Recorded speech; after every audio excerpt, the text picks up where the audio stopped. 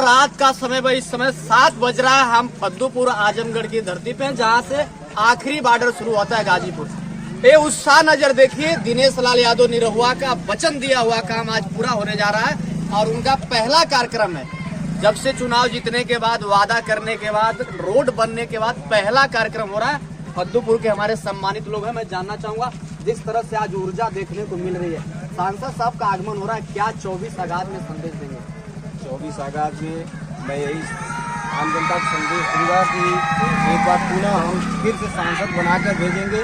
जिस तरह से इस रोड का खस्ता हालत हम बचपन से देखते आए हैं, आज हमें यह महसूस हो रहा है कि हमें एक नया जन्म मिला है।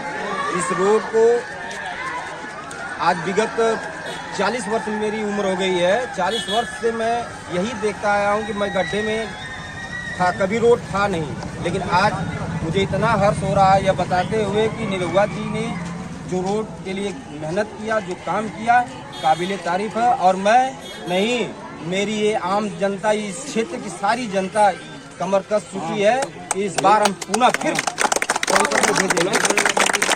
जिस तरह से प्रयास रहा है 18 महीने का कार्यकाल में 25 वर्षों का रिकॉर्ड टूट रहा है, क्या फद्दूपुर की लोग जनता आशीर्वाद देगी?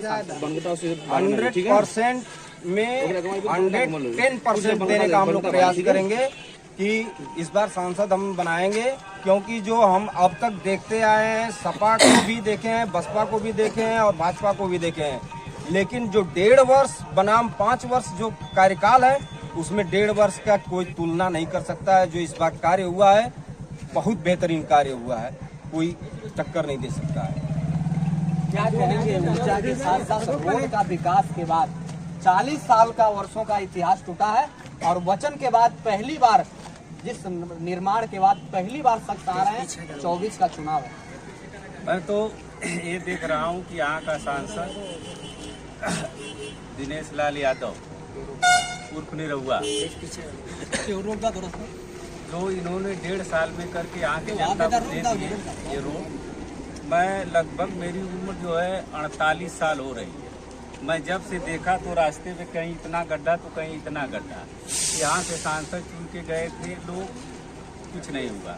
यहाँ के मुख्यमंत्री जी थे, उन्हीं के मुख्यमंत्री के बेटे जो है यहाँ के सांसद थे, वादा करके गए कि मैं इसको बनवा दूंगा, लेकिन कुछ नहीं हुआ। जो 1.5 साल में हमें देखने को मिला है, करीब 38 साल की उम्र हो गई मेरा, हमको देखने को कुछ मिला नहीं।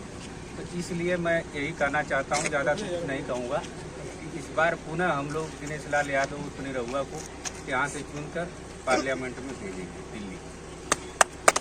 दीपक यादव जी हमारे बीच में युवा ऊर्जावार हैं। जिस तरह से सांसद दिनेश लाल निरहुआ का भ्रमण चल रहा है कार्यक्रम, पहले इस रोड के वचन के बाद पहला कार्यक्रम है, क्या ऊर्जा रहेगी 24 में? चुनाव जीतेगी, यहाँ से चुनाव जीत के दीपक जी, चुनाव अकेले तो जीत सकते नहीं, हम लोग संगठन मजबूत क्या रहेगा युवाओं का? इस संगठन युवाओं को पूरी मजबूती के साथ हम लोग चुनाव पर युवा लगे, चुनाव जीत के जाएंगे।